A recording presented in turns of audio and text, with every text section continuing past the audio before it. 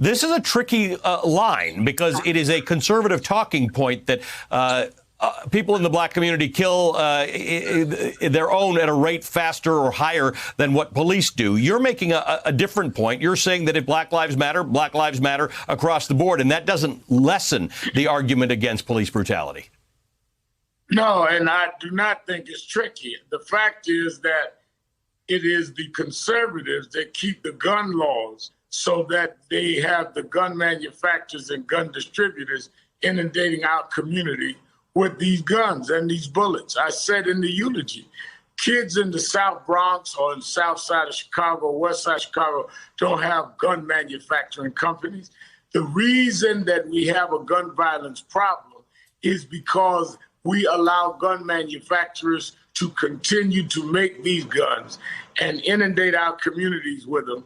And it is in a desperate situation a way that some people take guns and use them. They couldn't use guns that were not available to them.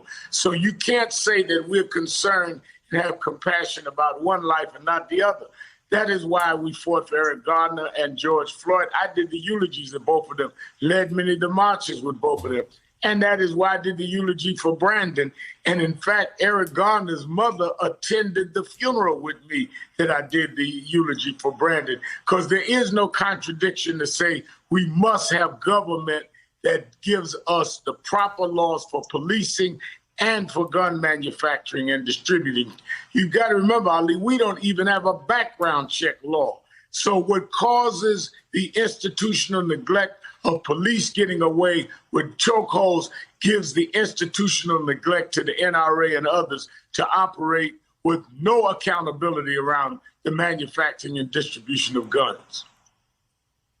Reverend, you've been at this for a long time. Are you hopeful about what you've seen in the last 7 weeks? There seems to be a different and palpable air in America, not just amongst the African-American community, but amongst all Americans, that, boy, this problem that people like you have been talking about for decades is real. We're all a part of this, and we're going to, whether or not you accept blame for it, you accept responsibility for the idea that this has to change. Absolutely, I'm hopeful. I see more people involved. I see a lot of state legislators begin to operate. I remember when we started the Eric Garner movement 6 years ago, who was killed 6 years ago today, when we said make chokeholds illegal in the state. They said it was outrageous. Well, a few weeks ago, the governor of New York, Andrew Cuomo, signed a bill, the Eric Garner law, where it is illegal. Now we are fighting to make it federal law. We're having the national march in Washington on August 28th around federal laws on policing and around federal laws on voting. So movements take time. You are not going to be a sprinter if you're going to be effective. You're going to be a marathon activist, not a sprinter activist. It took 9 years from the 55 Montgomery bus boycott to the 64 Civil Rights Act. So yes, it's taking time, but movements always do. But if you believe in what you're doing and the righteousness of it, it will take place and you will be victorious. Reverend, I just want to play for you an interview that the president did with CBS's Catherine Herridge this week when she asked him about police killings of African Americans. Here's what happened. Let's talk about George Floyd. You said George Floyd's death was a terrible thing. Terrible. Why are African Americans still dying at the hands of law enforcement in this country? And so are white people. So are white people. What a terrible question to ask. So are white people. More white people, by the way. More white people. So that's a bit of a math and conceptual problem.